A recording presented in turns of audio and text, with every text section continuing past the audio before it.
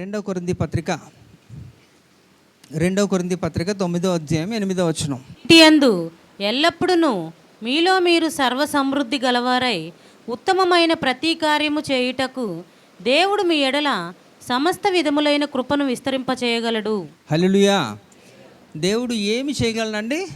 సమస్త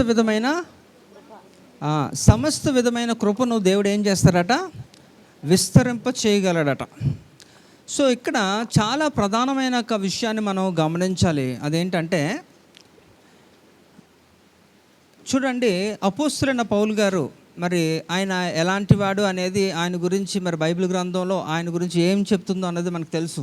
చాలా ఆయన లోకానుసారంగా కూడా ఆయన చాలా చదువుని, జ్ఞానవంతుడు, తెలివైనవాడు.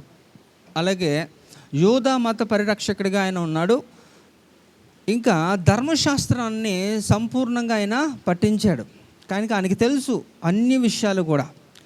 అలాంటి వ్యక్తి దేవుని చేత పట్టబడిన తర్వాత అపోస్తలుల కార్యం 9వ అధ్యాయం 4వ వచనంలో చూస్తే, మీరు చదువుకున్న తర్వాత సమయం లేదు కనుక, మరి ఎప్పుడైతే దేవుని చేత ఆయన పట్టుబడ్డాడో నాటి నుంచి కూడా ఆయన చనిపోయే వరకు కూడా ఎంత గొప్ప పరిచర్య సేవ చేశాడు అనేది బైబిల్ చాలా స్పష్టంగా చెబుతుంది. బైబిల్లో మరి ఆయన మనకి ఇచ్చినాక కాంట్రిబ్యూషన్లో కూడా చూస్తే, నూతన నిబంధన గ్రంథంలో చూస్తే, మరి రోమా పత్రిక నుంచి హెబ్రీ పత్రిక వరకు కూడా ఆయన చాలా మరి అవన్నీ కూడా ఇంచుమించుగా 14 పత్రికలుగా ఆయనే మనకి ఇచ్చాడు, రాశాడు.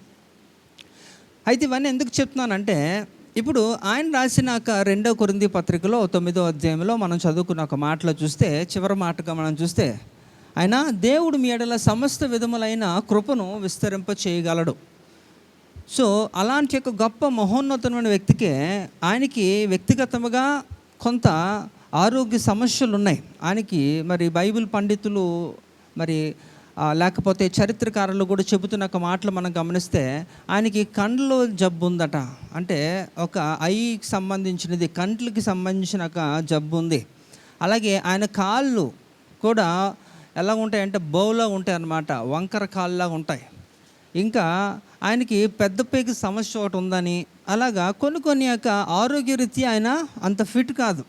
అయినప్పటికీ కూడా ఆయన ఏం చేస్తాడంటే చాలా గొప్ప ఉన్నతమైన సేవ చేశాడు. మరి బైబిల్ గ్రంథంలో ఆయన అందించిన అన్ని యొక్క గ్రంథాలు, పత్రికలు కూడా ఎవరు కూడా మనకి అందించలేదు. పాత నిబంధనలో కూడా మనతో 39 పుస్తకాలు ఉన్నప్పటికీ కూడా ఎక్కువగా అంతగా ఎవరు కూడా అనేక మర్మాలతో కూడుకున్న విషయాలు కూడా మనకి పెద్దగా చెప్పలేదు. ఈయన మాత్రమే మనకు అంతగా. అంటే నేను ఎందుకు ఈయన గురించి చెప్తున్నానంటే, ఇలాంటి వ్యక్తి ఇన్ని సమస్యలు, ఆరోగ్య సమస్యలు ఉన్నాయి, లేక చాలా అనేక సమస్యల మధ్యలో ఉంటున్నప్పటికీ కూడా ఆయనకున్న సమస్యను బట్టి 2 మార్లు ఆయన దేవుడిని అడిగినప్పుడు, దేవా నాకు ఈ సమస్య ఉంది కదా, ఇది నువ్వు నాకు తీసివేస్తే నేను ఇంకా బలంగా నీ కొరకు వాడబడతాను కదా, ఇంకా అనేకుల్ని నేను రక్షిస్తాను కదా అనే ఒక ఉద్దేశంతో ఆయన దేవుడిని అడిగితే, ఆ 2 సార్లు కూడా ఆయన వాస్తవంగా చెప్పాలంటే ఐతూకు అనే ఒక యవనస్తుడు కూడా చనిపోతే కూడా ఆయన బ్రతికించిన ఒక గొప్ప వ్యక్తి యొక్క అపోస్తలుడైన పౌలు గారు.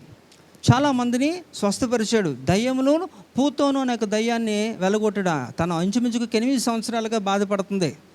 అలా 1 కాదు 2 కాదు, చాలా విషయాల్లో ఆయన ఎంతో గొప్ప పరిచర్య చేశాడు, అద్భుతాలు చేశాడు. అలాంటిది వ్యక్తిగత జీవితంలోకి వచ్చినప్పుడు ఆయనే స్వస్థపరచుకోలేని స్థితిలో ఉంటూ దేవుడిని అడిగితే దేవుడు సమాధానం కూడా చెప్పలేని ఒక పరిస్థితి. అయితే 3వసారి మరలా వెళ్ళి దేవుడి దగ్గరికి వెళ్ళి మొరపెట్టుకున్నప్పుడు అప్పుడు దేవుడు సమాధానం చెప్తారన్నమాట. నా కృప నీకు చాలు అనే ఒక మాట. అయితే ఎంత గొప్ప మేధావి కూడా ఇన్ని అద్భుతాలు చేసి ఎంతో అందరినీ కూడా క్రీస్తు వైపు ఆకర్షించి ఎన్నో సంఘాలు కట్టి ఎంతో గొప్ప పరిచర్య చేసిన వ్యక్తికి అర్థం కాలేని విషయం ఏంటంటే, ఆ 3వసారి దేవుడితో మాట్లాడినప్పుడు దేవుడు చెప్పిన సమాధానంతో ఆయన మనోనేత్రాలు తెరవబడ్డాయి. అంటే ఇప్పటివరకు లేదా అంటే అలా కాదు. అక్కడ ఎంతటి గొప్ప మేధావి అయినప్పటికీ కూడా, జ్ఞానంతో కలిగిన వ్యక్తి అయినప్పటికీ కూడా కొన్ని సందర్భాల్లో అది ఒక బ్లాంక్ స్టేట్లో ఉంటుంది. అలాంటి స్థితిలోనే ఈయన కూడా ఉన్నాడు. ఎవరి యొక్క అపోస్తలుడైన పౌలు. అంటే ఇక్కడ ఆ సమాధానం ఏంటంటే, నా కృప నీకు చాలు అంటున్నప్పుడు ఆయనకి అర్థమైంది. అప్పుడు ఏంటంటే, అయితే ఏది నేను అనుకుంటున్నాను ఆరోగ్యం అంటే ఆయన ఏమి ఎక్స్పెక్ట్ చేశాడు, ఆయనకున్న ఆరోగ్య సమస్యను బట్టి దేవుని దగ్గరికి వెళ్ళి స్వస్థత పొందిన తర్వాత ఇంకా మంచిగా చేద్దాం అనే ఉద్దేశం. అంటే స్వస్థతకు రావాలని ఆయన అడిగాడు, కానీ స్వస్థత రాలేదు. పైపెచ్చు దేవుడు అన్నాడు నా కృప నీకు చాలా అన్నాడు, కానీ అది బాగా చేయలేదు. అయితే ఆ సందర్భంలో ఆయనకు అర్థమైన విషయం ఏంటంటే అయితే స్వస్థత కంటే కూడా అద్భుతముల కంటే కూడా కృప చాలా ప్రాముఖ్యమైనది అనేది ఆయన తెలుసుకున్నాడు. అంటే ఇక్కడ అందుకనే ఆయన దీని గురించి చాలా విస్తారమైన వాక్యాలు ఆయన ఈ యొక్క కృప గురించి రాయడం జరిగింది. అందుకే చూడండి, దేవుడు మీ ఎడల సమస్త విధములైన కృపను విస్తరింపచేయగలడు. అంటే కృప అంటే ఎంత గొప్పదంటే ఆ కృప లేకపోతే ఏ ఒక్కరు కూడా ఈరోజు ఈ స్థితిలో ఉండరు. మీరు బ్రతుకు ఉండడం అసాధ్యం, దేవుని దగ్గరికి వెళ్ళడం అసాధ్యం, ఏది కూడా సాధ్యపడదు. దేవుని కృప ద్వారా సమస్తము కూడా సాధ్యపడుతుంది. అయితే కృప మనం కోరుకోవాలి, ఆ కృప చాలా అవసరం. కాబట్టి ఈ యొక్క క్రైస్తవ జీవితం అంతా కూడా కృపా కేంద్రీకృతంగా ఉందంటే the Christian life is almost all ఏంటట గ్రేస్ సెంటర్డ్ లైఫ్ అట. అంటే ఈ యొక్క క్రైస్తవ జీవితం అంతా కూడా కృప మీదే ఆధారపడి ఉంది. అంటే దేవుని యొక్క కృపే మనకి ఆధారం, ఇంకేది కూడా మనకి లేదు. కనుక ఇక్కడ దేవుని కృపే ఆధారం అంటున్నప్పుడు వాస్తవంగా మనకు పేరు మాట్లాడుతున్నాం, కానీ దాని గురించి అవగాహన లేకపోతే, దాని గురించి అవగాహన లేకుండా మనం మాట్లాడడం వెర్రితనమే.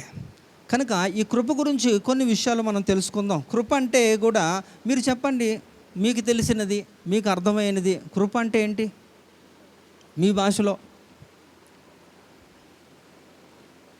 నేను ఇందాకలే చెప్పాను, మీరు నాకు సహకరిస్తే తొందరగానే మనం మొదలు పెట్టుకొని మీరు నోరెప్పకపోతే మళ్ళీ మొదటికే వస్తుంది, మళ్ళీ మామూలు టైం అయిపోద్ది.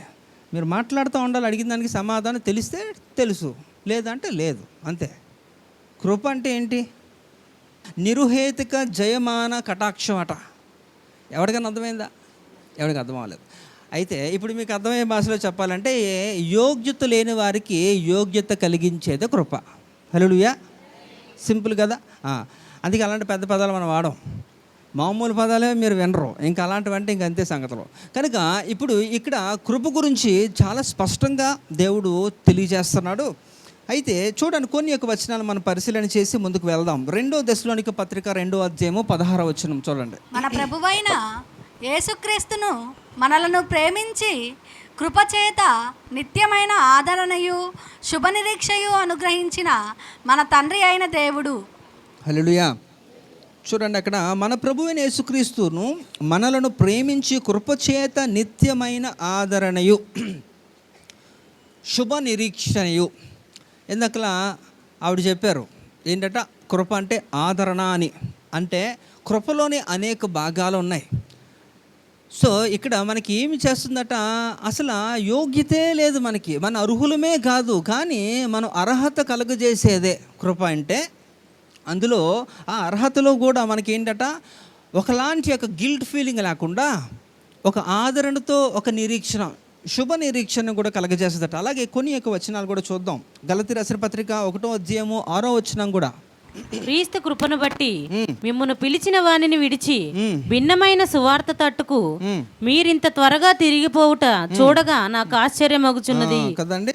ఇంకా చూద్దాం, రోమపత్రిక 5వ అధ్యాయము 2వ వచనం కూడా, మరియు ఆయన ద్వారా మనము విశ్వాసము వలన ఈ కృపయందు ప్రవేశము గలవారమై అందులో నిలిచియుండి దేవుని మహిమను గూర్చిన నిరీక్షణను బట్టి అతిశయపడుచున్నాము. హల్లెలూయా. చూడండి, ఇక్కడ మరియు ఆయన ద్వారా మనము విశ్వాసము వలన ఈ కృపయందు ప్రవేశము గలవారమై. ఇక్కడ అన్నీ కూడా మనం అనుకుంటాం, మనం ఈ స్థితిలో ఉన్నామంటే మన కష్టార్జితమనో, లేకపోతే మన యొక్క శ్రమనో, లేకపోతే మన యొక్క తెలివనో, జ్ఞానమనో, వివిధ రకాలుగా మనం అనుకుంటుంటారు. కానీ అవి ఏవి కూడా కాదు. కానీ ఇక్కడ చూడండి, ఇంకా ఒక ఎగ్జాంపుల్ మాట్లాడుకుంటే, రీసెంట్గా చాలామంది మరి 10th క్లాస్ ఎగ్జామ్స్ రాశారు, ఇంటర్మీడియట్ ఎగ్జామ్స్ రాశారు. ఇవందరూ కూడా చాలామంది చక్కటి మార్కులతో పాస్ అయ్యారు. మరి పాస్ అయినప్పుడు కూడా అది క్రైస్తవులుగా అయితే మాత్రం మరి అన్యుడైతే ఆ రీతిలో మాట్లాడలేకపోవచ్చేమో, కానీ క్రైస్తవులు అయితే ఖచ్చితంగా ఏం చేస్తారట, ఇలా నేను పాస్ అయ్యాను లేకపోతే మంచి మార్కులు వచ్చాయంటే దేవుని కృప బట్టి అండి, దేవుని కృప అండి, ఇట్లా మాట్లాడుతూ ఉంటారు. అలా అంటే ఎందుకంటే దేవుడు మనలను రూపించినప్పుడే ఆయనక స్వరూపంలో మనల్ని తయారు చేశారు కాబట్టి ఆయనకున్న లక్షణాలు కూడా మనలో కొన్ని ఉంటాయి. అయితే అది కొన్ని యాక్టివ్ స్టేటస్లో ఉంటున్నప్పుడు మరి క్రీస్తు కనబడతాడు, అవి యాక్టివ్ స్టేటస్ లేనప్పుడు ఇంకెవరో కనబడతారు. కనుక ఇక్కడ మీరు ఆలోచించవలసిన విషయం ఏంటంటే, మనం ఏమై ఉన్నప్పటికీ కూడా అది కేవలము నీ కృపే. ఎవరి కృప? అది దేవుని కృప. సో దేవుని బట్టే ఈ రీతిలో మనం ఇందాక ఆయన కూడా కృప ఏంటంటే నిర్వచనం వాస్తవంగా అందులో ఒక భాగాలే కానీ అది సంపూర్ణం కాదు. ఇందాక కూడా ఆయన చెప్తున్నాడు, అక్కడ ఆవిడ చెప్పారు, వీళ్ళందరూ కూడా కృప అంటే ప్రొటెక్షన్ అని షోనా కూడా చెప్తుంది. ప్రొటెక్షన్ అంటే కాపుదల ఇస్తారట. సో ఇవన్నీ కూడా కృపలో భాగమే నిజంగా, లేకపోతే ఈరోజు మనం ఈ స్థితిలో మనం ఉండలేము. అయితే ఇక్కడ చాలామంది వారు మాత్రం వాళ్ళ యొక్క శ్రమని కష్టార్జితం అని లేకపోతే తెలివని జ్ఞానం అని అనుకుంటారు. ఎందుకంటే వారు దేవునికి ఆ యొక్క మహిమ చెల్లించడం వారికి ఇష్టం ఉండదు. వారు కనబడాలనుకుంటారు. కానీ ఇక్కడ దేవుడు కనబడితే నీకు మేలు. హల్లెలూయా. కాబట్టి ఇక్కడ అన్నీ కూడా మనం గమనించాలి. ఇక్కడ ఈరోజు నేను ఎలా ఉన్నానంటే అది దేవుని యొక్క కృపచేతనే ఉన్నాను అని ఒక కృతజ్ఞతా భావం అనేది ఉండాలి. చాలామందిలో ఇది కనబడదు. సో కొంతమందిలో కనబడదు, కొంతమందిలో కనబడదు. కానీ ఎప్పుడైతే దేవుడు ఎప్పుడు కూడా కోరుకుంటున్నది ఏంటంటే, కొన్ని చూడండి దేవుడికి ఉంటాయి, 2 చిత్తాలు అంటారు దాన్ని. అంటే ఒకటి డిటర్మినెంట్ విల్ అంటారు, ఇంకొకటి పర్మిసివ్ విల్ అంటారు. అంటే డిటర్మినెంట్ విల్ అంటే అదేంటంటే అది ఆల్రెడీ అది మార్పు లేనిది అనమాట. మార్పు లేనిది అంటే దేవుని చిత్తంలో కొన్ని ఉంటాయి, అవి ఎంత అన్నా మీరు చేయండి, తలకిందల తపస్సు చేసినా దేవుడు దాన్ని యాక్సెప్ట్ చేయడు. ఉదాహరణకి దేవునికి సమస్తము సాధ్యమా కాదా? వాక్యమే చెబుతుంది కదా, దేవుడు ఏదన్నా చేయగలడు అంటున్నప్పుడు మరి పాపం ఎందుకు చేయడు అంటే చేయడు. దాన్ని డిటర్మినెంట్ విల్ అంటారు. అంటే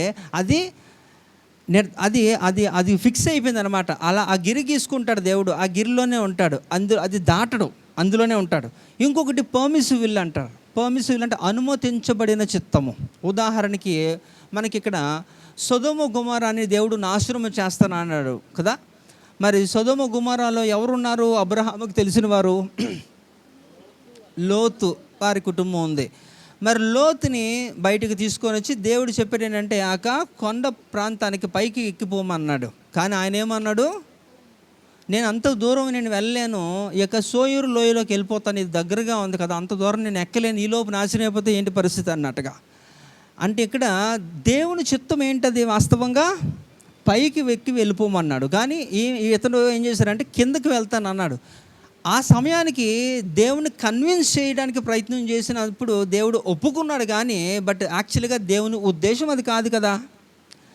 సో ఇలాంటి దాన్ని పర్మిసివ్ విల్ అంటారు. అంటే అనుమతించబడిన చిత్తము. అంటే అనుమతిస్తాడు కొంత తాత్కాలికంగా, కానీ రేపు పొద్దున్న ఎప్పటికైనా నీకు దెబ్బే, అది మనం తెలుసుకోవాలి. సో ఇక్కడ ఆ రీతిలో మనం చూస్తే ఇక్కడ దేవుడు ఏం చేస్తారట, దేవుడికి కొన్ని కృతజ్ఞతా భావం అనేది ప్రతి ఒక్కరికి ఉండాలనేది దేవుడు ఆశిస్తూ ఉంటారు ప్రతి మనిషిని చేసినప్పుడు. మరి మొట్టమొదటిగా దేవుడు ఎన్నుకున్న జనాంగం ఎవరు? ఇశ్రాయేలు ప్రజలు కదా. ఇశ్రాయేల్ అంటేనే దేవునికి చాలా ఇష్టం కదా. మరి అలాంటి ప్రజల్ని అరణ్య మార్గంలో 40 సంవత్సరాల్లో అనేక సందర్భాల్లో అనేక పరిస్థితుల్లో దేవుడు లేపేశాడు. ఎందుకని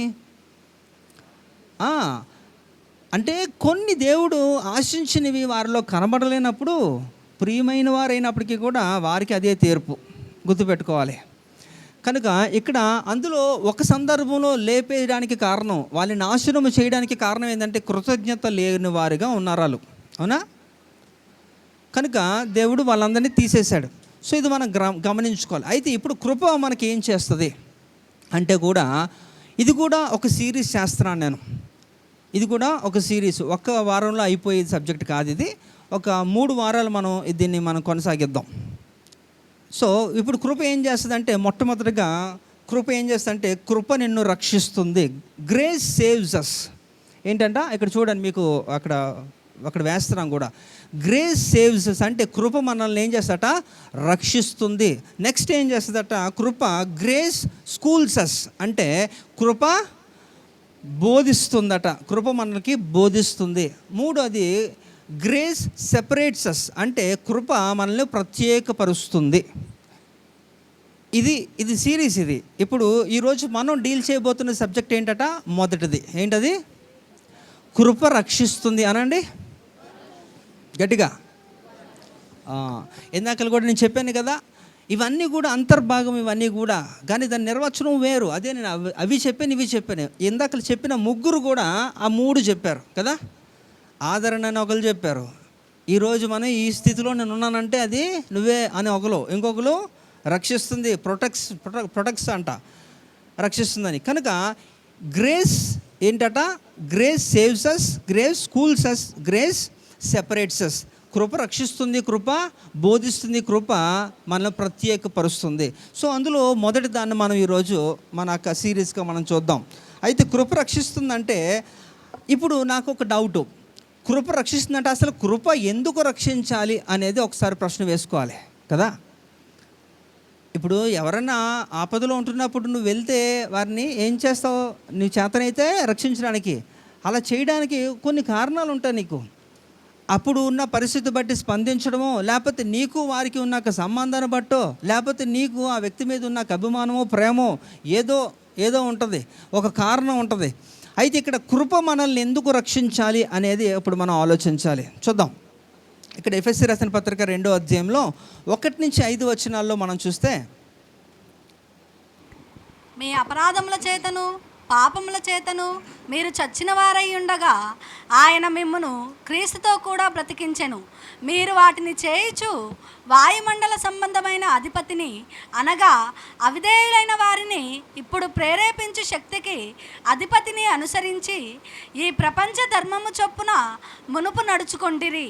వారితో కలిసి మనమందరమును శరీరము యొక్కయు మనస్సు యొక్కయు కోరికలను నెరవేర్చుకొనుచు మన శరీరాశలను అనుసరించి మునుపు ప్రవర్తించుచు కడమవారి వలనే స్వభావ సిద్ధముగా దైవోగ్రతకు పాత్రులమై ఉంటిమి. అయినను దేవుడు కరుణా సంపన్నుడయ్యుండి మనము మన అపరాధముల చేత చచ్చిన వారమై ఉండినప్పుడు సైతము మన ఎడల చూపిన తన మహాప్రేమ చేత మనలను క్రీస్తుతో కూడా బ్రతికించెను. కృపచేత మీరు రక్షింపబడి ఉన్నారు. హల్లెలూయా. ఇప్పుడు మీకు మనం వేసుకున్నాక ప్రశ్నకి సమాధానం ఏంటంటే, ఎందుకు కృప మనల్ని రక్షించాలంటే, మనము 2వ వచనంలో మనం చూస్తే, అలాగే 4వ వచనంలో కూడా చూస్తే, మనము పాపము చేత అపరాధముల చేత మనం ఎలా ఉన్నామట? చచ్చిన వారమై ఉన్నాం. కాబట్టి 5వ వచనంలో మనం చూస్తే కృప మనల్ని రక్షిస్తుంది. హల్లెలూయా. కృప మనల్ని ఎందుకు రక్షించాలంటే, మనము అపరాధముల చేత మనము చచ్చిన వారమై ఉన్నాం కనుక. చచ్చిన వారిని కృప మాత్రమే రక్షించగలదు, ఏ మనిషి రక్షించలేడు కదా. కనుక ఇక్కడ గ్రేస్ సేవ్స్ అస్ అంటే కృప మనలను రక్షిస్తుంది. ఎందుకంటే మనము చచ్చిన వారము ఉన్నాం, పాపములో ఉన్నాం. కాబట్టి పాపం వల్ల జీతము మరణమే.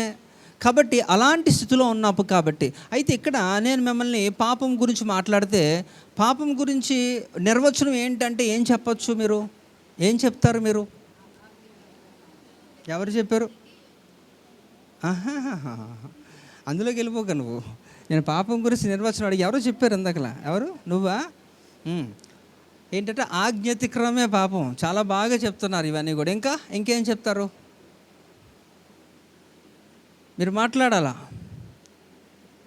పాపం నిర్వచనం గురించి ఆజ్ఞాతిక్రమే పాపం. నేను కాదనట్లేదు, అవన్నీ కరెక్టే. కానీ అంతకంటే ఇంకా దగ్గరగా అందరికీ అర్థమయ్యే రీతిలో కొన్ని పదాలు ఉన్నాయి, కొన్ని మాటలు మనం మాట్లాడచ్చు. పాపం అంటే ఇవన్నీ కూడా కరెక్ట్ అయినప్పటికీ కూడా కొన్ని చూద్దాం మనం. అసలు బైబిల్లో మనకున్న డెఫినేషన్స్ అన్నీ కూడా మనకు తెలుసు, వాక్యానుసారంగా మనం విన్నాము, చదివాము కూడా. కానీ ఇంకా కొంచెం ఆలోచన చేద్దాం. ఇక్కడ చూడండి, ఇక్కడ దేవుని లక్షణాలకు వ్యతిరేకమైన లక్షణాలతో బ్రతకడమే పాపం కదా. అంటే దేవుడు, ఇందాకలే నేను చెప్పాను, పర్మిసిబుల్, డిటర్మినెంట్ విల్ అనేది. కనుక ఆ రెండిట్లో కూడా అంటే దేవుడు కొన్నిటికి ఎంత మాత్రమో కాంప్రమైజ్ అవ్వడో, నువ్వు ఎంత అడిగినా అది ఇవ్వడం, నువ్వు ఎలా అడిగినా ఇవ్వడం. అంతే. ఎందుకు అంటే దానివలన నువ్వు నాశనం అయిపోతావు అని ఆయనకి తెలుసు. కాబట్టి దాని నుంచి మళ్ళీ నేను ఎవడు రక్షించలేడు. కాబట్టి అది నువ్వు ఎంత అడిగినా అది నీకు రాదు. ఊరికినే అడగడం వేస్ట్. అంతే. బిలాము ఎంత ప్రయత్నం చేశాడండి? బాలాకు మాట విని వారిని అందరిని కూడా శపించమని ఊరికే అన్నిసార్లు కొండెక్కి దిగి ఎన్నో ప్రయత్నాలు చేసినప్పటికీ ఏమన్నా చేయగలిగాడా? శపించగలిగాడా?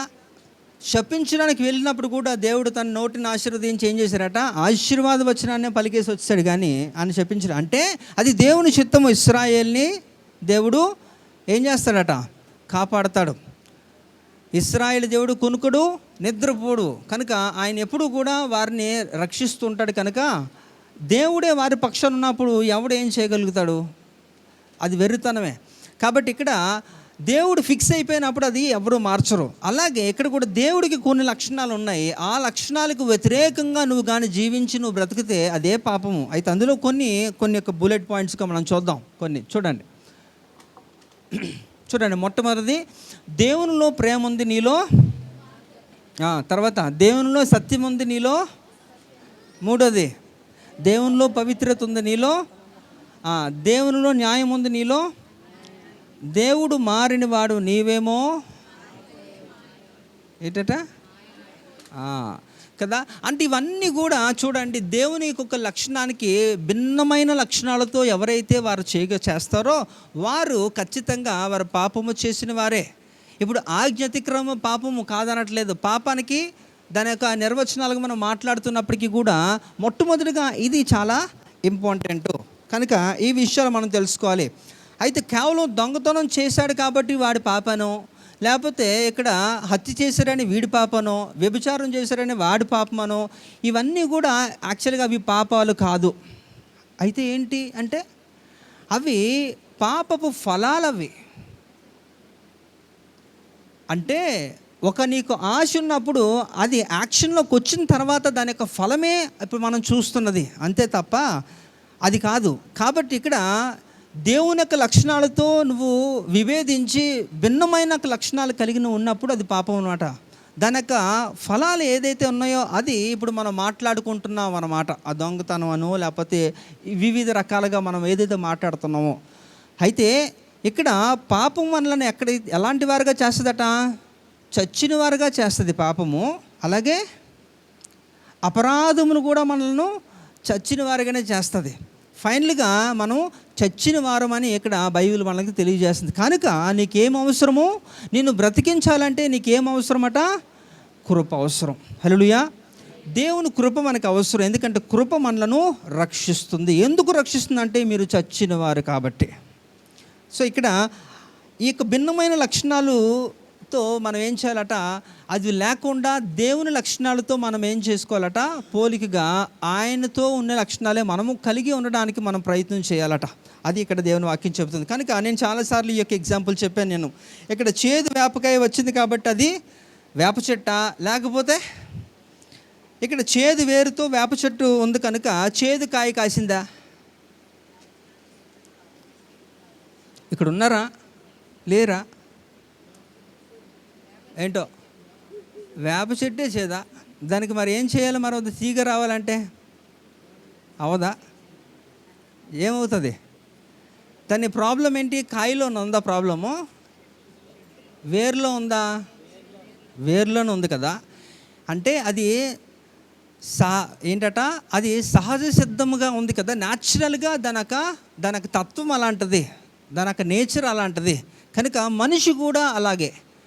వాస్తవంగా పాపము ఈ లోకములోకి రాక మునుపు వరకు కూడా మనిషి చాలా చక్కగానే ఉన్నాడు, దేవుని యొక్క ఆధీనంలోనే ఉన్నాడు, అంతా బాగుంది. ఎప్పుడైతే పాపం ప్రవేశించిందో అప్పటి నుంచి కూడా ఈ యొక్క భూమి విశ్వం అంతా కూడా శపించబడిన తర్వాత నుంచి ఆ లక్షణములు అలానే ఇంకా తరతరాలకి కూడా పుట్టిన ప్రతి ఒక్కరికి కూడా. అందుకనే ఇక్కడ యేసు రక్తం ప్రతి వారికి అవసరం. హల్లెలూయా. అందుకనే జన్మ పాపం ఉంటుంది, కర్మ పాపం ఉంటుంది. కొంతమంది చాలా విచిత్రంగా వాదిస్తుంటారు. జన్మ పాపం లేదంటారు, కర్మ పాపం ఒకటే ఉందంటారు. కానీ ఆ రెండు కూడా మనిషికి ఉన్నాయి. కాబట్టే మొట్టమొదటిగా జన్మ పాపం నిమిత్తమే యేసు ప్రభు వారు అందరి కొరకు వచ్చారు. ఆయన ఎందుకు కొరకు వచ్చారో కూడా ఆయన చెప్తున్నారు. 1 తిమోతి పత్రిక 1:15 ఆయన పాపులను రక్షించుటకు యేసు ప్రభు వారు ఈ లోకానికి వచ్చారు. కాబట్టి ప్రతి ఒక్కరూ పాపే అనడానికి కారణం కూడా అదే. రోమాపత్రిక 3:23 ఏ భేదము లేదు, అందరూ పాపము చేసి దేవుడు అనుగ్రహించిన మహిమను పొందలేకపోతున్నారు కదా. కనుక ఎప్పుడైతే నువ్వు ఆయన సొంత రక్షకుడిగా అంగీకరించావో, యేసు ప్రభు ఒక రక్తం ద్వారా నువ్వు కడగబడ్డావో, అప్పుడు నీ అప్పుడు గుర్తుపెట్టుకోండి, అప్పుడు నీ జన్మ పాపము తీసివేయబడుతుంది. యేసు ప్రభుని సొంత రక్షకుడిగా అంగీకరించినప్పుడు నీ జన్మ పాపం తొలగించి, ఆ తర్వాత ఉన్నది కొనసాగుతున్నది నీ కర్మ పాపములు ఏదైతే ఉన్నాయో నీకు అవి చివరి వరకు కూడా నువ్వు సరిచేసుకుంటూ ముందుకి కొనసాగాలి. అయితే ఇక్కడ చూడండి, ఇక్కడ ఇప్పుడు మిమ్మల్ని అడిగితే మీ పేరు ఏంటి అంటే అందరికీ కూడా చక్కటి పేర్లు ఉన్నాయి కదా, అవునా కదా? అందరికీ చక్కటి పేర్లు ఉన్నాయి, చక్కగా పిలుస్తుంటారు. కానీ అసలు మనం ఎవరు అంటే కూడా ఇక్కడ ఇందాకలా మనం చదువుకున్న ఎఫ్ఎస్సి పత్రికలో చెప్తుంది, మన పేరు ఏంటి అంటే నువ్వు చచ్చిన దానివి, చచ్చిన వాడివి, అంతే కదా. కాబట్టి కానీ మనల్ని అలాంటి స్థితి నుంచి మళ్ళా ఉన్నతమైన స్థితికి మనల్ని దేవుడు తీసుకొని వెళ్ళాడు. ఎఫ్ఎస్సి రాసిన పత్రికలో 5వ అధ్యాయంలో కూడా మనం చదువుకుంటే, ఇప్పుడు 2లో మనం చదివాం, 1 నుంచి 5 వచనాల్లో ఉంటున్నాక అనేక విషయాలు.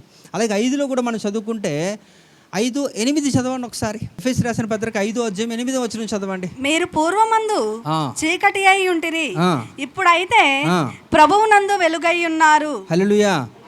పూర్వం ఎలా ఉన్నవట? చీకటిగా. అంటే పూర్వం అంటే ఏంటంటే దాని అర్థం ఏంటంటే దేవుణ్ణి నమ్ముకోలేనంత వరకు కూడా, దేవుని వెంబడించలేనంత వరకు కూడా, దేవుని సొంత రక్షకుడిగా అంగీకరించలేని ప్రతి మానవుడు కూడా ఈ భూమి మీద చీకటిలోనే ఉంటున్నట్టు, వాడు చచ్చిన స్థితిలోనే ఉన్నాడు అనేది వాక్యము తెలియజేస్తుంది.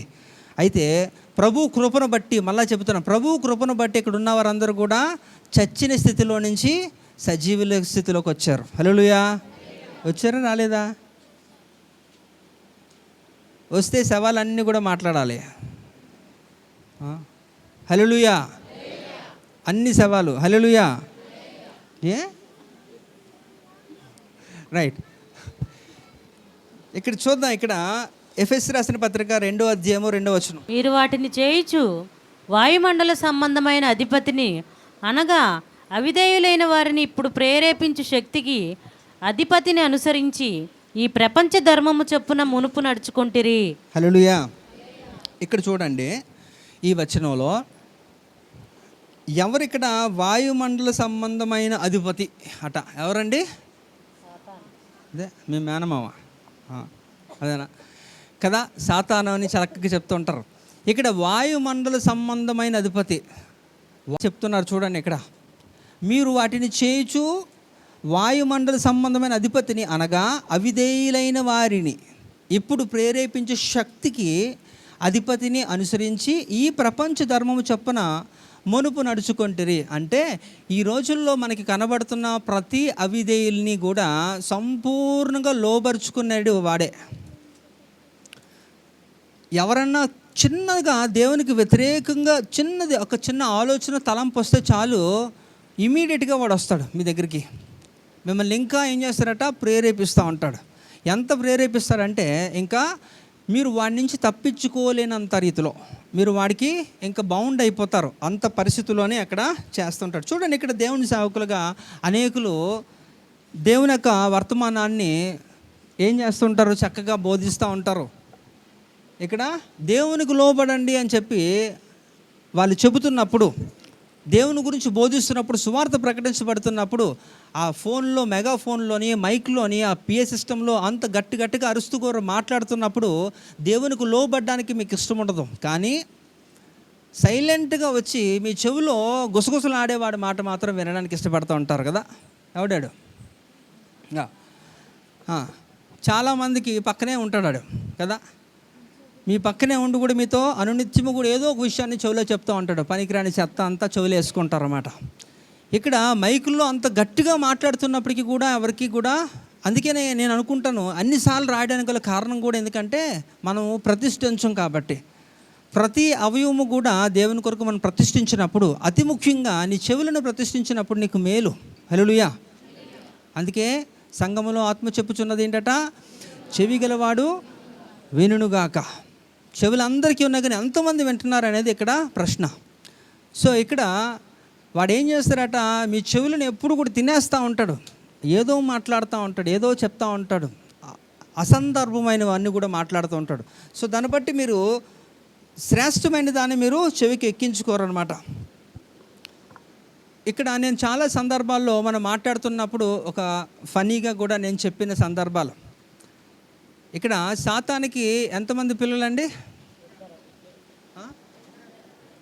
గట్టిగా గట్టిగా ఇద్దరా? అందులో మీరు ఒకలా కాదా? రైట్. సాతానికి పిల్లల సంఖ్య పెరిగిపోతుంది. సాతానికి ఇద్దరు కాదు, 6 పిల్లలు. ఈరోజు చూద్దామా? సో మొదటి కుమారుడు ఎవడాడు? ఈడట. ఆడి పేరేంటట? చెప్పండి. ఈడేం చేస్తారంటే మిమ్మల్ని దేవుని సన్నిధికి ఎప్పుడు పోనివ్వడం, ఆడిక్కడికి రానివ్వడం మిమ్మల్ని. ఇప్పుడు మీ కుటుంబంలో కానీ సంఘంలో ఉంటున్న విశ్వాసులే కానీ మీరు ఆలోచించండి, రావట్లేదంటే ఈడు కొట్టేడు దెబ్బ, అది ఎవరన్నా కానీ అండి, ఈడి దెబ్బకి వాళ్ళు రాలేకపోతున్నారు అన్నమాట. కనుక సాతానికి ఉన్న ప్రథమ సంతానం ఈడు, పెద్దోడు. ఈడి పేరు రానివ్వడట. రెండోవాడు ఈడు ఉండనివ్వడట. ఈడు వస్తారు కొంతమంది, ఎందుకు లేచి వెళ్ళిపోతారో తెలియదు. ఏదో ఒక ఎగ్జాంపుల్ చూస్తే కుక్క ఉంటుంది కదా, డాగ్స్, అవి అప్పుడప్పుడు అలా తిరుగుతుంటాయి, సడన్గా లేచి వెళ్ళిపోతుంటాయి, ఎక్కడికి వెళ్తే తెలియదు, ఏం పోనో తెలియదు వాటికి. అలాగా చచ్చికైతే వస్తారు వాళ్ళు, కానీ ఉండరు. ఎందుకంట ఈడి దెబ్బ తగిలింది అడిగి. ఉండనివ్వడాడు ఎవరిని కూడా. అలా వెళ్ళి లెగిసి వెళ్ళిపోతూ ఉంటారు, ఎందుకు వెళ్ళిపోతారో తెలియదు. మళ్ళీ ఎక్కడికే ప్రతిష్ఠించుకొని వచ్చావు కదా, ఈరోజు నువ్వు ఆదివారం ప్రభు దినం అంటున్నప్పుడు దేవునికి ఇవ్వాల్సింది కదా, ఇక్కడికి వచ్చి కూడా ఎక్కడికి వెళ్తున్నావు నువ్వు, అది నీకే తెలియాలి. ఎందుకంటే ఈడు కొట్టాడు కాబట్టి. ఈడు రెండోవాడు. మరి మూడోవాడు వీరనేవాడట. ఈడు మూడోవాడు. మరి ఇక్కడికి వస్తున్నారు ఎంతమంది? మరి చెప్తున్నాను కదా, పక్కోళ్ళతో మాట్లాడుకున్నాం, చాలా బిజీగా ఉంటారు. ఆడేమి కూడా మేము విన్నవ్వకుండా మీ చెవులు తినేస్తూ ఉంటాడనమాట. ఏదో ఆలోచనలు, పనికిరాని చెత్త ఆలోచనలు, చచ్చుకొచ్చి కూడా చెత్త ఆలోచించేస్తాను, మిమ్మల్ని ఏమనాలా. అది కారణం ఏంటంటే ఈ మూడోవాడు చేస్తున్న పని అనమాట. ఈడు దెబ్బ ఆడికి తగిలితే వాళ్ళకి ఏవి విండవు, ఎంత మంచి వాక్యం చెప్పు ఆడికి ఎక్కదు. నాలుగోవాడు. ఈ యొక్క 3 కూడా రావడానికి ఆడు ఎంత అడ్డుపడినప్పటికీ కూడా నువ్వు చచ్చుకొస్తే, వచ్చిన తర్వాత నిన్ను వెళ్ళనివ్వకుండా ఆడెంత వెళ్ళిపోవడానికి ప్రయత్నించినా సరే ఆడిని తట్టుకొని ఉంటే, ఎంతగా విన్నవ్వకుండా మిమ్మల్ని డిస్టర్బ్ చేస్తున్నప్పటికీ ఈ పిల్లల వల్ల లేకపోతే ఇంకేదో మీరు అలాగ డైవర్ట్ అయిపోతున్న సందర్భాల్లో కూడా అయినా అవన్నీ ఎదుర్కొని ఉంటే కూడా చివరిగా ఈడు మాత్రం ఏం చేస్తారట? చేయనుడు. మీరు వాక్యం విని మీరు ఏదైతే నిర్ణయం తీసుకున్నారో దాని ప్రకారం మీరు జీవించాలనుకుంటున్నప్పుడు ఆడు మాత్రం ఎంత మాత్రమో మిమ్మల్ని చేయనివ్వడం. అగో ఆడి చేతులు ఏదో ఉంది చూసారా, అది పెట్టి మిమ్మల్ని అలా పడుస్తూ ఉంటారు అనమాట.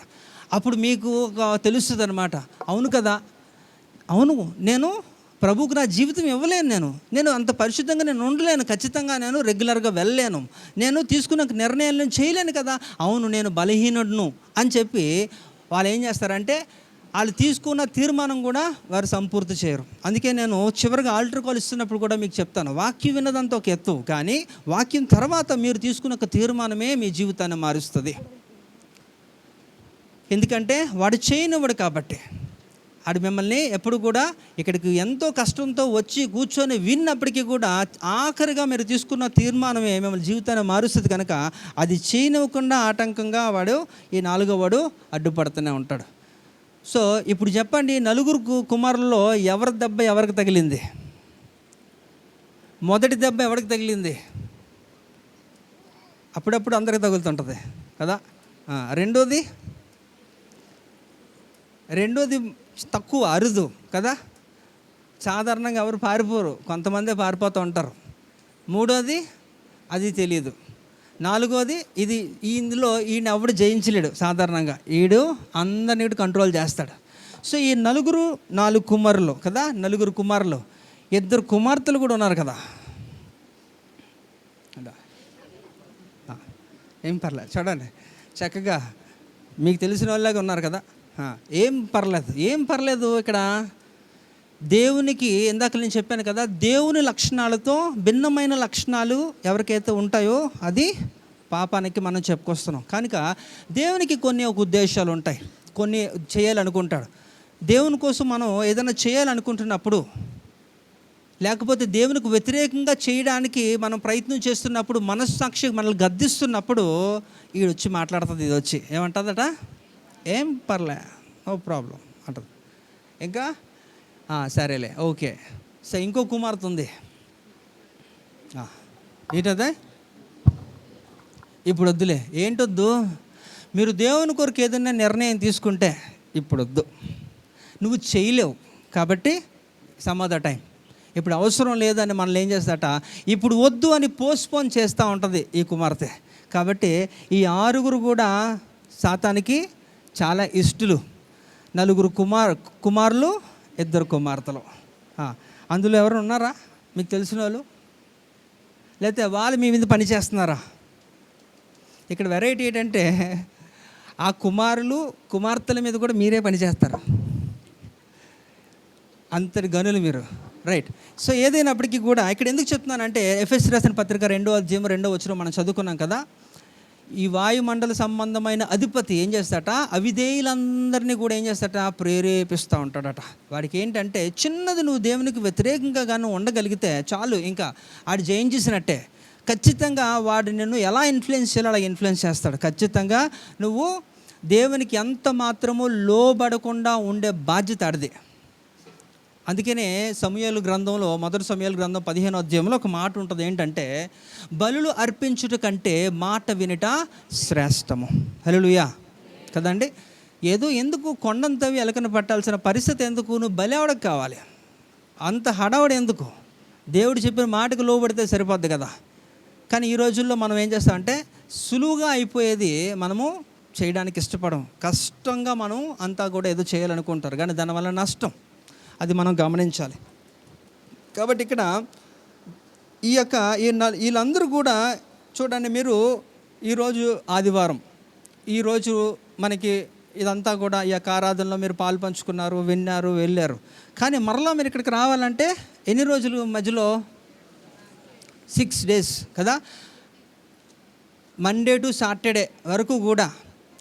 మరి మీరు ఈ మండే టు సాటర్డే వరకు కూడా మీరు ఏం చేస్తారు మీరు ఆలోచించాలి. ఎందుకంటే మనకి ప్రేయర్ అయితే సండే టు సండేనే చర్చ్కి వస్తున్నారు. మధ్యలో ఏమన్నా ఒకవేళ ఏమన్నా ఉంటే ప్రేయర్ ఉంటే వెళ్తారు. లేదంటే శనివారం మనకి ఇదివరకు ఉండేది కంప్లీట్గా తీసి ఒక మొదటి శనివారమే మనం పెడుతున్నాం. మండే టు ఫ్రైడే మధ్యలో ఏమీ లేనట్టే. అంటే ఇంతవరకు కూడా మీరు నిన్న కూడా మనం మాట్లాడుకున్నాం కదా, బెరియా సంఘవాసులు ఏం చేశారట, వాళ్ళు వాక్యాన్ని ప్రతిదినము కూడా వారు పరిశీలన చేస్తున్నారు. వచ్చి చెప్పినప్పుడు వాక్యానికి దగ్గరగా ఉందో లేదో కూడా వాళ్ళు పరీక్షిస్తున్నారు. కాబట్టి పరీక్షించాలంటే మనము చదవాలి, వాక్యము మనకి అవసరం. కాబట్టి ఆ వాక్యాన్ని మనం పరిశోధించకపోతే అందులో నాకు సారం మనకు తెలియదు, దానివల్ల మనము నష్టపోతాం. కనుక ప్రతిరోజు కూడా మీరు వాక్యాన్ని చదవండి, పౌష్టిక ఆహారాన్ని మీరు భుజించండి అని కూడా నేను మాట్లాడుతున్నాం. శ్రేష్టమైన ఆహారాన్ని మనం భుజించకుండా చెత్త జంక్ ఫుడ్ మనం తింటున్నప్పుడు అది నీకు అనారోగ్య పాలైపోతారు. నిన్న కూడా మనం ఏం మాట్లాడాం, నిన్న టైటిల్ ఏంటట,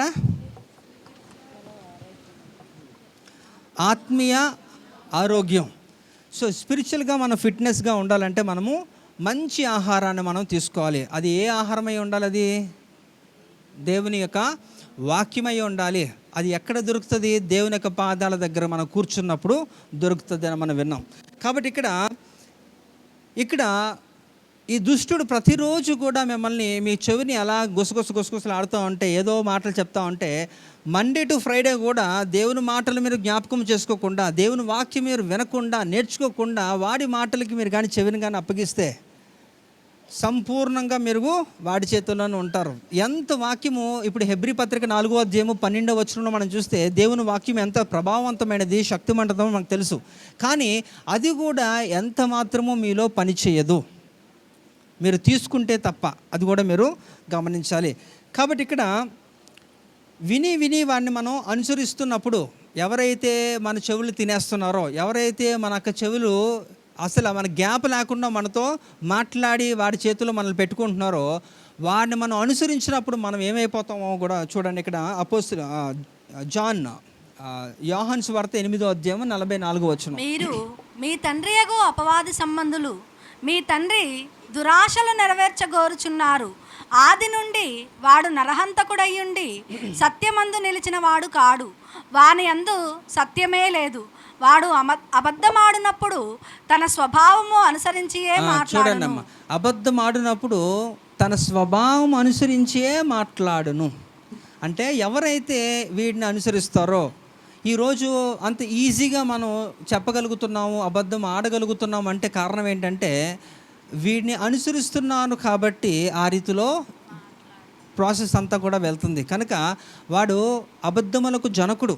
యేసు ప్రభుకి ఎన్ని పేర్లు ఉన్నాయో సాతానికి కూడా అనేక నామాలు ఉన్నాయి. అందులో కూడా ఒకటి అబద్ధములకు జనకుడట. కనుక వాడిని అనుసరిస్తున్న వారందరూ కూడా వాడిలాగే మాట్లాడతారు, వాడిలాగే ప్రవర్తిస్తారు అనేది కూడా చెప్తుంది. కనుక ఈ రోజుల్లో అలవాటు అయిపోవడానికి కారణం, ఈజీ కామన్ ఫ్యాక్టర్ అయిపోవడానికి కారణం ఏంటంటే వాడిని అనుసరించడమే ఒక ప్రధానమైనది. కనుక ఆ రీతిలో మాట్లాడతారు. ఇంకా చూడండి, ఇక్కడ వాడిని అనుసరిస్తున్నాడు, ఆడు ఇంకా ఎలాంటి వాడో కూడా చూడండి. అపోస్తుల కార్యం 13వ అధ్యాయము 10వ వచనం. అతన్ని తేరి చూచి సమస్త కపటముతోనూ సమస్త దుర్మార్గముతోనూ నిండినవాడా, అపవాది కుమారుడా, సమస్త నీతికి విరోధి, నీవు ప్రభువు యొక్క తిన్నని మార్గములు చెడగొట్టుట మానవా. కాబట్టి ఇక్కడ కపటముతో అంటే మోసకరమైన ఒక మనసు స్వభావం కలిగిన వారు. ఎందుకంటే ఈజీగా ఈ రోజుల్లో అనేకుల్ని చాలా సింపుల్గా మోసం చేస్తుంటారు వాళ్ళని ఈజీగా. సో మీరు చూడండి, టెక్నాలజీ ఎట్లాగా ఏ లెవెల్కి తీసుకొని వెళ్తుందంటే, ఈ రోజుల్లో ప్రాంక్స్ అంటున్నారు కదా, ప్రాంక్ అంటారు తెలుసా, ఫన్నీ వీడియోస్ చేస్తున్నారు, ప్రాంక్ వీడియోస్. ఇవన్నీ కూడా అంటే వారిని మోసం చేస్తున్నారు అంతే. అది ఫన్నీయే, సరదాకే, కానీ బట్ అది ఒక ట్రెండ్గా మారిపోయింది. అంటే అది పెద్ద సీరియస్గా తీసుకోవాల్సిన ఒక విషయము కాదు అనే రీతిలోనే ఈరోజు సమాజం అయిపోయింది. ఏముందండి, సరదాగా చేసిన దానికి కూడా మీరు అంత సీరియస్ అవుతారా అంటే, ఆ సరదాగా చేసిందంటే అది మోసము చేస్తున్నారు వాళ్ళని. మోసం చేసి నమ్మించిన తర్వాత మళ్ళీ ఏమీ లేదు అని చెప్పడం. కనుక ఈ మోసపూరితమైన స్వభావం ఎక్కడి నుంచి వస్తుందంటే ఈ అపవాదిని అనుసరించినప్పుడు. అందుకే కదా అతన్ని తేరి చూచి సమస్త కపటముతో సమస్త దుర్మార్గముతో నిండినవాడా అంటూ అపవాది కుమారుడా అంటున్నారు. అంటే ఎవరైతే వాడిని అనుసరిస్తారో, వారి కుమారులుగా ఎవరైతే పిలువబడుతున్నారో వాడిని అనుసరించిన వారందరికీ కూడా వాడి బుద్ధులే వస్తాయి. కనుక ఈ రోజుల్లో ఎక్కడ చూసినా మోసం ఎక్కువైపోతుంది సమాజంలో. అంటే కారణం ఏంటంటే వాడిని అనుసరించడం బట్టి. అబద్ధములకు జనకుడుగా వాడే ఉంటున్నాడు, మోసానికి కూడా దుర్మార్గతకి కూడా వాడే ఉంటున్నాడు. కాబట్టి వాడిని అనుసరించిన వారందరూ కూడా వారిలాగే ఉంటారట.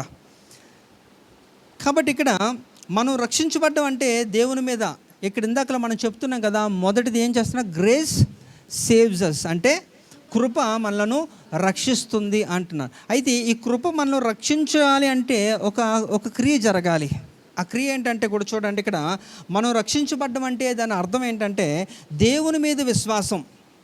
అంటే మనకు దేవుని మీద విశ్వాసం ఉండాలి, నీ లోపల పశ్చాత్తాపం ఉండాలి. విశ్వాసము ప్లస్ పశ్చాత్తాపం ఈజ్ ఈక్వల్ టు రక్షించబడడం. అర్థమైందా? అందుకనే ఎఫెసీ రాసిన పత్రిక 2వ అధ్యాయం 8వ వచనంలో ఆ విధంగా రాయబడింది. ఒకసారి చదువుతారా? ఇప్పుడు నేను చెప్పిన ఒక ఫార్ములా అక్కడి నుంచి తీసిందే. ఎఫెసీ రాసిన పత్రిక 2వ అధ్యాయం 8వ వచనం చూడండి ఒకసారి. మీరు విశ్వాసము ద్వారా కృపచేతనే రక్షింపబడి ఉన్నారు. అర్థమైందండి? మనము రక్షించాము అంటే మనలో ఏముండాలట, మనలో పశ్చాత్తాపం ఉండాలి, దేవుడి మీద విశ్వాసం ఉండాలి. మనము దేవుడి మీద విశ్వాసం పెట్టుకున్నట్లయితే మనలో పశ్చాత్తాపం, ఈ రెండు కలిస్తేనే మీరు రక్షించబడతారు. ఒక పాపి ఏ రీతిలో రక్షించబడతాడండి? మీరు పాపి అని ఒప్పుకున్నప్పుడే కదా, అవునా కదా? ఆ పాపి అని ఒప్పుకున్నప్పుడు మీలో ఒప్పుదల ఆత్మ ఏం చేస్తుంది, మిమ్మల్ని ఒప్పింపు చేసినప్పుడు మీలో ఏమొస్తుంది, పశ్చాత్తాపం వస్తుంది. ఆ పశ్చాత్తాపం వచ్చినప్పుడు అప్పుడు నీకు దేవుడుగా నేను ఎవడు రక్షించే సమర్థుడని నీకు ఒక రియలైజేషన్ వచ్చినప్పుడు, అంటే దేవుడే నన్ను రక్షించగలడు అనే విశ్వాసం మీలో బలపడినప్పుడు, ఆ విశ్వాసము ఈ పశ్చాత్తాపం కలిస్తే నువ్వు రక్షించబడతావు. హల్లెలూయా. కాబట్టి కృప మనల్ని ఏం చేస్తుందట? అదే కదా ఈరోజు మనం మాట్లాడుతున్న కృప మనలను రక్షిస్తుంది. ఎందుకు రక్షిస్తుంది అంటే మీరు అపరాధముల చేత పాపము చేత చచ్చిన వారై ఉన్నారు కాబట్టి, మనము చచ్చిన వారుగా ఉన్నాం కాబట్టి మనలను బ్రతికించాలి అంటే ఆ కృప మనకి అవసరం. కానీ మనం దేవుని కృప కాకుండా ఇంకేవేవో కోరుకుంటాం. ఇప్పుడు దేవుడే మీకు ప్రత్యక్షమైతే మీరు కరెక్ట్గా హానెస్ట్గా చెప్పండి, ఇప్పుడు దేవుడే కానీ జ్యోతి, దేవుడే కానీ నిన్ను దర్శించి, అమ్మ నీకు ఒక వరం ఇస్తున్నా, నువ్వు కోరుకో అంటే ఏం కోరుకోవచ్చు? కృప అని చెప్పావా, అయిపోతావు. ఇప్పుడు నా టాపిక్ అది. ఏదో చెప్తారు కదా, అంటే మీరు కంఫర్ట్ లివింగ్ కొరకు ఏదన్నా మీరు కోరుకుంటారు, తప్పు లేదు. కానీ అంతకంటే మించినది కదా ఇది ఈరోజు మనం మాట్లాడుతుంది. అపోస్తులైన పౌలు గారే ఏం కోరుకున్నారు, ఏం అడిగాడు దేవుని దగ్గరికి వెళ్ళి, ఏం మొరపెట్టుకున్నాడంటే నాకు స్వస్థపరచు అని మాట్లాడాడు. కానీ 2 సార్లు ఇదేంటి ఇంత జ్ఞాని కదా, ఇలా మాట్లాడుతున్నాడు ఏంటి దేవుడు, నేను అనుకుంటాను ఇది నాకు పర్సెప్షన్. అలాంటి వ్యక్తే దేవుని దగ్గరికి వెళ్ళి నాకు స్వస్థత చేయ, నువ్వు చచ్చిపోయినోడు బ్రతికించినోడు నువ్వు, అలాంటిది నువ్వే స్వస్థత వరకు నా దగ్గరికి వస్తున్నావా, నువ్వు అది అడుగుతున్నావా నన్ను అని చెప్పి దేవుడు మౌనంగా ఉన్నాడు. కానీ 3వసారి మాత్రం వీడికి అర్థం అవ్వట్లేదు, నేను చెప్పాలి అని చెప్పాడు.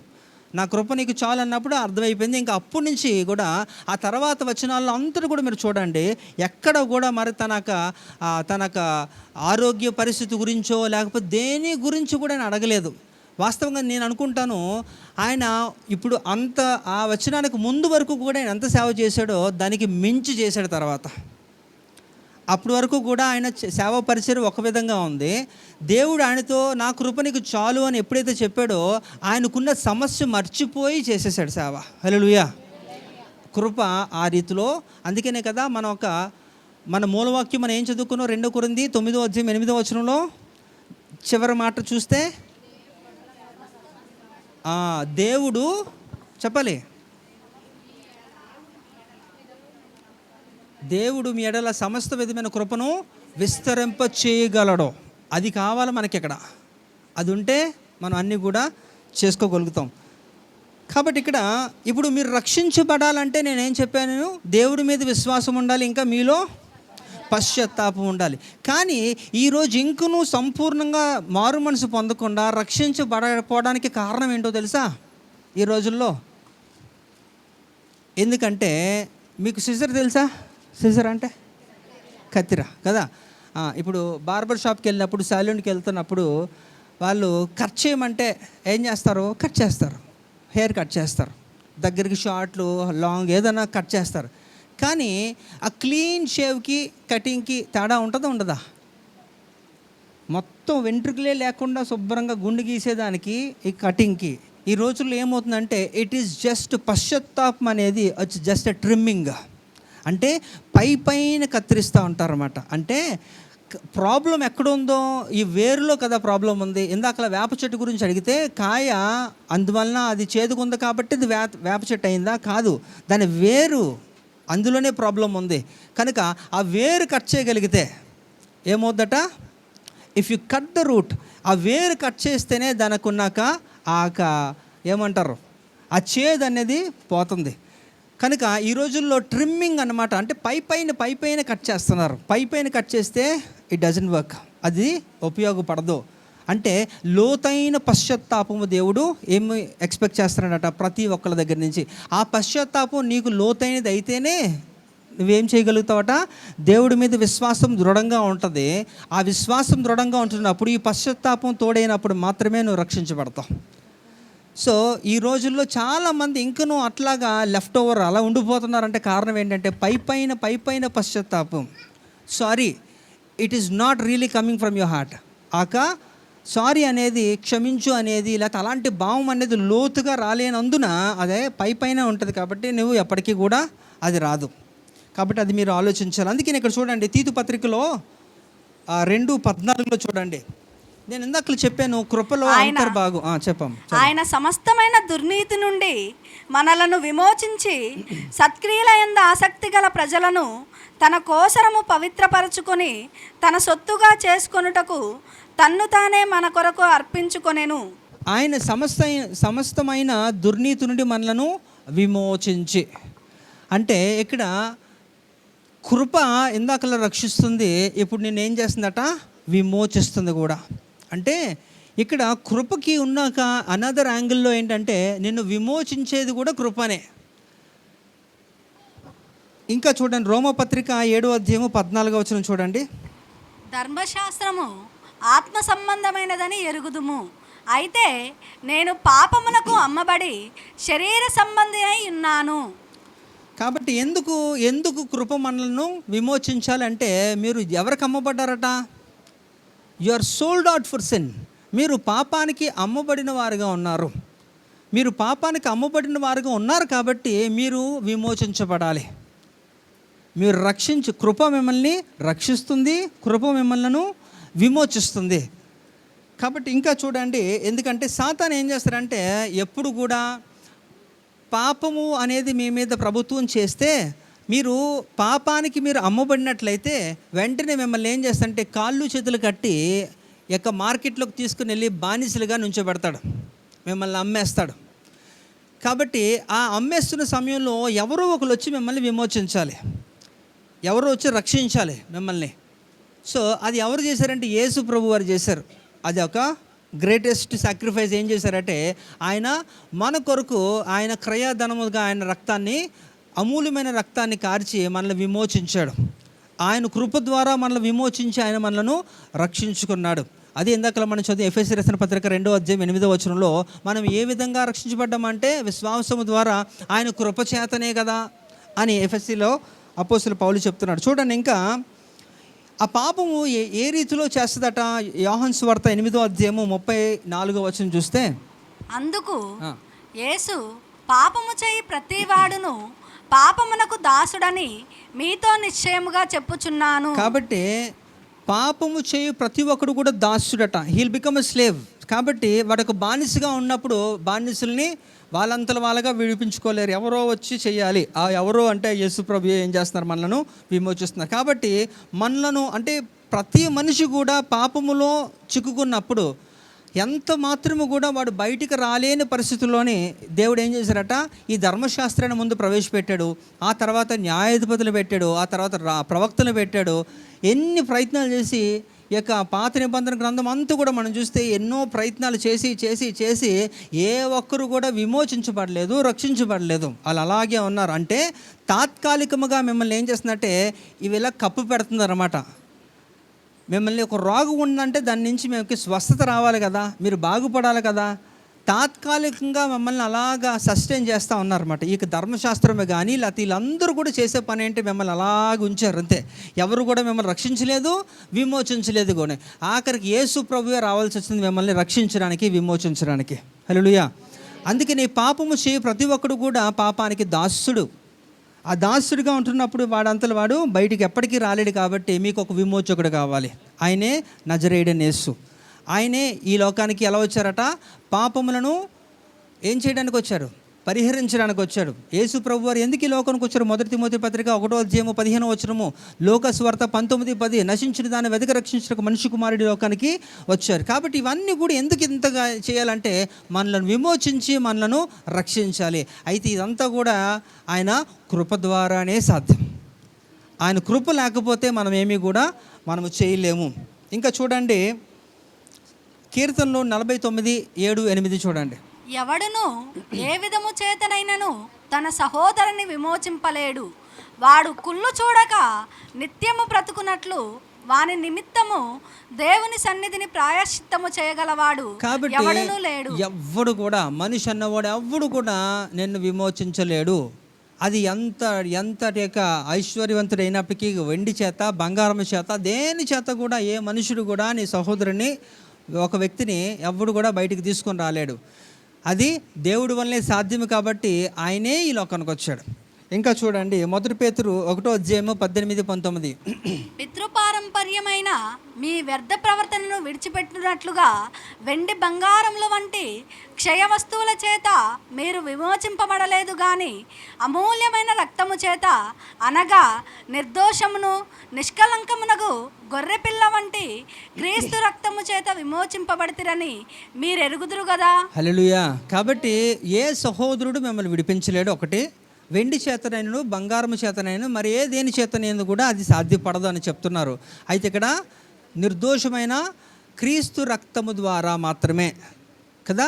యేసు రక్తము ద్వారానే ఆ వ్యక్తి విమోచించబడతాడు, రక్షించబడతాడు. కనుకనే ఆయనే మనలను ఇచ్చేశాడు. అయితే ఎప్పుడైతే యేసు ప్రభు వారు మనలను రక్షించారో, మనలను విమోచించి మనలను రక్షించారో, అప్పుడు ఏమైందో చూద్దాం. రోమపత్రిక 6:14. మీరు కృపకే గాని ధర్మశాస్త్రమునకు లోనైన వారు కారు కనుక పాపము మీ మీద ప్రభుత్వము చేయదు. హల్లెలూయా. ఎప్పుడైతే యేసు ప్రభు వారు చేసిన ఒక గ్రేటెస్ట్ సాక్రిఫైస్, ఆ గొప్ప త్యాగం ఏదైతే చేశారో, ఆ తర్వాత నుంచి పాపం అనేది మీ మీద ఎంత మాత్రమూ ప్రభుత్వం చేయలేదు. అయిపోయింది. దాని పరిస్థితి అంతా కూడా దేవుడు తీసేశాడు, దానికి అధికారమే లేకుండా చేసేసాడు. కాబట్టి ఇప్పుడు మీరు చెప్పండి, మీరు రక్షించబడ్డారా లేదా? ఎలా? దేవుని కృపచేత. హల్లెలూయా. మనం రక్షించబడ్డామంటే దేవుని కృపచేతే. మీరు విమోచించబడ్డారంటే దేవుని యొక్క కృపచేతే. హల్లెలూయా. సో ఇప్పుడు చెప్పండి, కృప ఏం చేస్తుంది? కృప ఏం చేస్తుంది? మనలను రక్షిస్తుంది. మొదటిది కదా ఆ సిరీస్లో ఫస్ట్ భాగం మనం ఈరోజు చేస్తున్నాం. కృప మనలను రక్షిస్తుంది. సో ద కమింగ్ వీక్స్లో మనం చూద్దాం, కృప నెక్స్ట్ ఏం చేయబోతుందట? బోధిస్తుంది, తర్వాత ప్రత్యేకపరుస్తుంది. కృప బోధిస్తుంది, ప్రత్యేకపరుస్తుంది. అది ఇంకా 2 ఒక స్లాట్స్లో మనం చూద్దాం. ఓకే, మరి సమయం ఎక్కువ లేదు, మనకి ఇంకా చాలా పనులు ఉన్నాయి కనుక ముందుకు వెళ్ళాలి. ఈ యొక్క విన్న వాక్యము ఒకసారి నాకు మూల వాక్యం చదవండి. 2 కొరింథీ 9:8.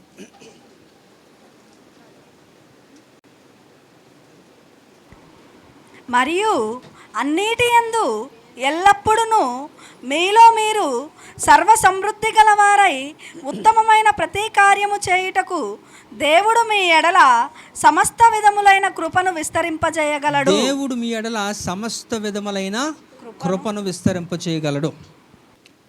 కనుక అయితే విస్తరింపు చేయగలడు, కానీ అది మీరు పొందుకుంటున్నారా లేదా, ఆయన కృపకి పాత్రులుగా ఉంటున్నారా లేదా కూడా మీరు చెక్ చేసుకోవాలి.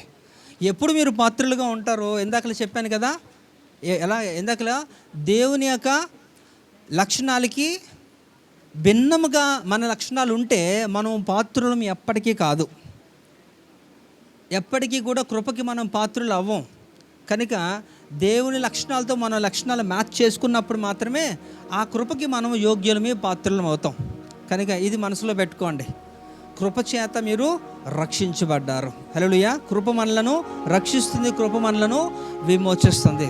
సో ఇంకా కృప మనలకు బోధించే విషయము, అలాగే కృప మనలను ప్రత్యేకించబడుతుంది అనేది విషయాన్ని కూడా మనం తర్వాత చూద్దాం. సరే, మనం చిన్న ప్రార్థన చేసుకొని మనం ఇక హోలీ కమ్యూనిటీలోకి వెళ్దాం.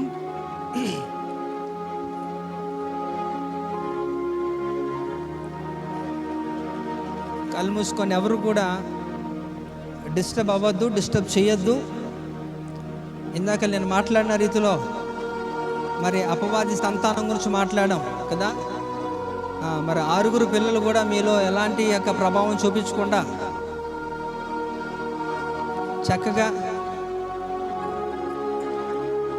చక్కగా వచ్చి కూర్చొని విని ఆయన మాటల ప్రకారంగా మన జీవితంలో చక్కటి నిర్ణయం తీసుకొని చేయువారిగా మనం ఉండాలి. అపవాదికి చోటు ఇవ్వద్దు. చక్కగా మరి వినిన వాక్యము మన హృదయంలో ఫలించుట కొరకు మరి దేవుని యొక్క సహాయం కోరుకుందాం. దేవా, నీ కృప ద్వారా మమ్మల్ని రక్షించుకున్నారు నాయనా. నీ కృపకి మమ్మల్ని పాత్రులుగా చేయండి అని చెప్పి దేవుని అడగండి. దేవుని లక్షణములతో మీ లక్షణములు పోల్చుకున్నప్పుడు అది సమానంగా ఉండాలి, ఈక్వల్గా ఉండాలి. ఎప్పుడైతే అలా అవుతుందో అప్పుడు మాత్రమే మీరు యోగ్యులుగా, మీరు కృపకి పాత్రులు అవుతారు.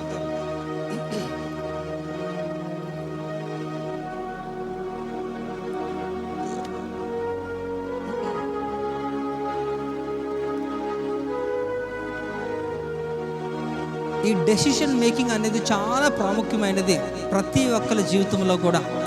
ఎందుకంటే the decision will make your destiny అంటారు. మీరు తీసుకున్న నిర్ణయాలే మీ గమ్యస్థానానికి చేరుస్తే కనుక అది మంచి అయితే మంచి యొక్క అంతానికి వెళ్తారు, అది చెడు అయితే అది చెడు వైపు మిమ్మల్ని నడిపిస్తుంది. కనుక చక్కటి నిర్ణయం తీసుకోండి. విన్న వాక్యానుసారంగా మీ జీవితాన్ని దేవునికి సమర్పించుకోవాల్సి వచ్చినప్పుడు దేవునికి మొదటి స్థానం ఇవ్వండి. దేవునికి తెలుసు నీ జీవితంలో ఏది కొరతగా ఉందో. మన దేవుడు సర్వ సమృద్ధి కలిగిన వాడు కనుక మన దేవుడి దగ్గరికి వెళితే సమస్తము కూడా మనకి సమృద్ధే.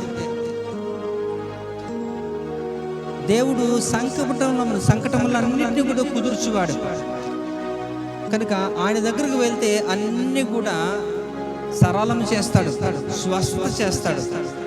అయితే వెళ్ళడానికి మనకు ఒక అర్హత ఆయన కృప.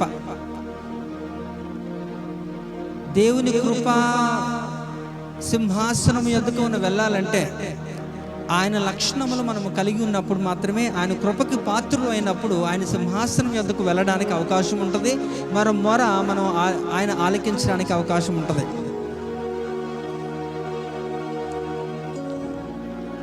మరి పాలు గారు ప్రార్థన చేస్తున్నప్పుడు అందరూ కూడా అతనితో ఏకీభవించండి.